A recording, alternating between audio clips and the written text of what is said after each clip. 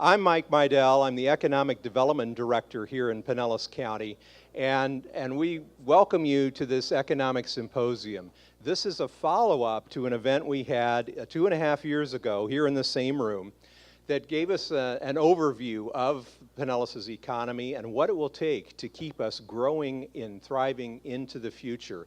What we want to do now is give you an update on that event. We'll give you a brief overview of what happened last time, but we've got a lot of new speakers and new information for you to continue on that effort to just continue to grow our economy. And economic development is a team sport, and we have a lot of players, and you'll probably leave this event feeling a little overwhelmed, and that is a little bit by design, because the fact is there's just too much to do for any one party to be able to do it well. We need everybody doing their work. We need the commercial realtors and developers. We need the government officials. We need planners and economic development directors. We need the education community.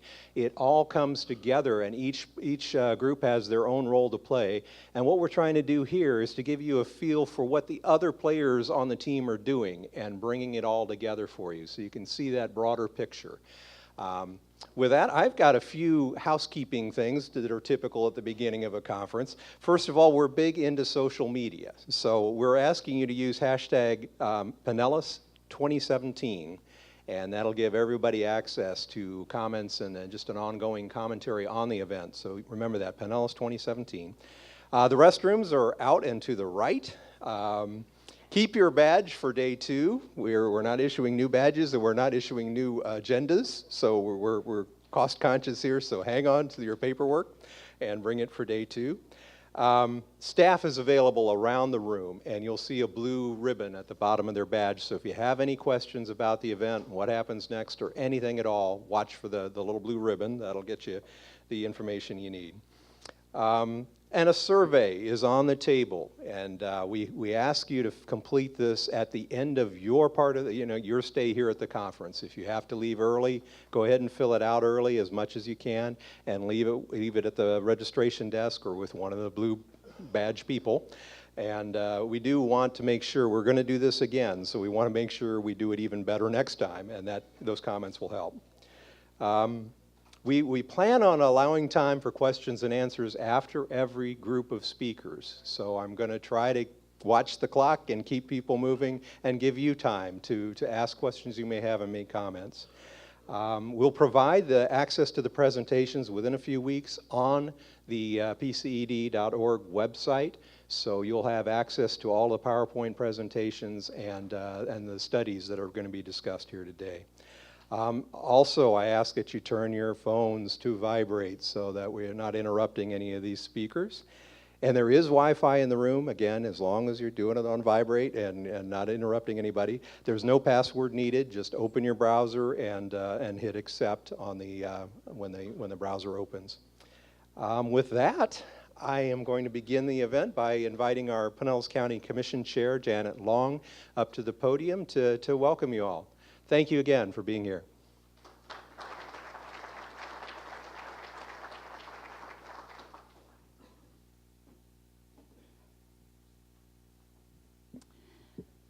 Good morning, everyone, and thank you for taking your time today to come to this magnificent facility at St. Pete College and in my hometown of Seminole. We're very, very grateful to have you here. I have just a few prepared remarks. Sometimes I don't do so well with prepared remarks, and it just comes off a little better if I just talk. But I know we're on a time constraint today, so to have respect for that, I'm going to try to stick to the script. I'm very happy to have you here. Thank you. Oh, Commissioner Welch, thank you so much for being here. We have a full day planned for you and a half a day tomorrow. So please don't leave early if you can at all help it, because this material is very important to the future of Pinellas County. We're going to discuss things like redevelopment, our competitiveness within the state and the country, and even the globe, our workforce and how we can work together to continue the smart growth that is so much part of the prosperity of Pinellas County. This is a collaborative process. We want you to participate. And from the beginning of our efforts, it has been possible through cooperation and collaboration of 25 local governments. That's pretty spectacular. We have come a long way in the last 5 or 6 years. I'd like to take a moment now to acknowledge the following elected officials who have registered for this symposium and to thank them for joining us with their time today, because so much of what we talk about will affect them and their policy making. First, I'd like to introduce Seminole Council Member Tom Barnhorn. Tom, I know you're here because he's right down here in front. The City of Clearwater Council Member Doreen Caudell, she's over here. Pinellas County Commissioner Dave Eggers. City of Largo Commissioner Samantha Fenger. I haven't seen Samantha yet, but I'm sure she'll be here shortly. Pinellas County Commissioner Pat Gerard. I'm not sure she's back yet. She had to run really quick for an errand, but she'll be in just a few moments. City of Dunedin Commissioner Heather Gracie. Heather, thank you for being here. City of Clearwater Council Member Bill Johnson. Thank you, Bill. Pinellas County Commissioner Charlie Justice. He's probably stuck in traffic. City of Dunedin Vice Mayor Deborah Kynes. Yep, she's stuck in traffic too. City of Safety Harbor Commissioner Cliff Mertz. He found a shortcut, everybody. County Commissioner John Maroney. He'll be here a little later. Commissioner Karen Seal, down front. Bel Air Commissioner Tom Shelley. I saw Tom, there you go. Dunedin Commissioner John Tornga, over here. Pinellas County Commissioner Vice Chair Ken Welch. And Congressman, Bill Arakis, Deputy Chief of Staff Summer Robertson. I didn't see her come in yet. She's stuck in traffic, I'm sure. All right, did I miss anyone? If I did, please stand up and accept my greatest apologies. Anybody?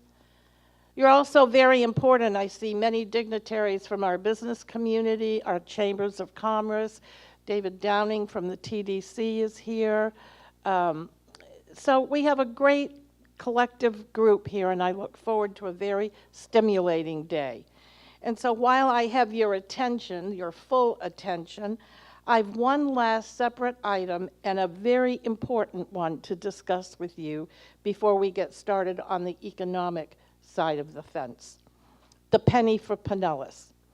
Please show me your hands if you are familiar with penny for Pinellas.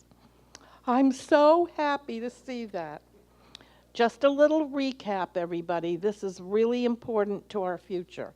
Since 1990, the penny has helped us to fund long-term capital investments, roads, bridges, trails, water quality, flood prevention, public safety, and so much more.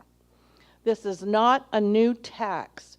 It is 1% sales tax, and 1/3 of it is paid for by our tourist and seasonal visitors. Thank you very much, David, for bringing them here. This funding is shared between the county and 24 municipal partners and is not collected on groceries or medications. And one other very significant thing, it's only on the first $5,000 of any major purchase. Finally, the penny generates the equivalent of 2.4 mils of property taxes. For those of you in local government, think what that will do to your budget should it not pass in November. Without it, both the county and the cities would rely more heavily on other funding sources, such as property taxes. So on November 7th, we're asking you to vote on a penny renewal to fund capital projects throughout Pinellas from 2020 to 2030. And you know, if you, in your circles of influence, can do your part to help educate our citizens who are new and may not know about the penny, that would be a really good effort and way in which to help us. And remember, in 2008, the legislature passed a naughty little law that says you can't tell people how to vote, you can educate them about the benefits of what it is they're voting on. So you can see that all of the projects the Penny has funded, from the Bayside Bridge to the Pinellas Trail, on our website at pinellascounty.org/penny. That's pinellascounty.org/penny. I think you'll agree it's a very impressive list, and these are community projects that build a better future for all of us. And David, hold up that little book there, Doing Things for You. If you'd like to see the full list of everything that Penny has done for you in the county, you can pick up one of these little books that are on every table, and it'll give you the highlights of what that Penny has paid for. I hope you'll vote on November 7th. Don't forget how important it is. And thank you very much, everyone, for being here. I look forward to chatting with you throughout the day. Enjoy. Bye-bye.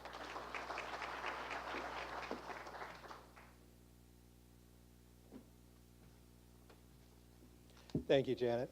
Also, I'd like to bring up right now the provost of this campus of the St. Pete College Network, Mark Strickland. And while he's coming up, I want to thank David Clement, who's the executive director of the Policy Institute at St. Pete College, and he's hosting the event today along with the college. So here's the provost.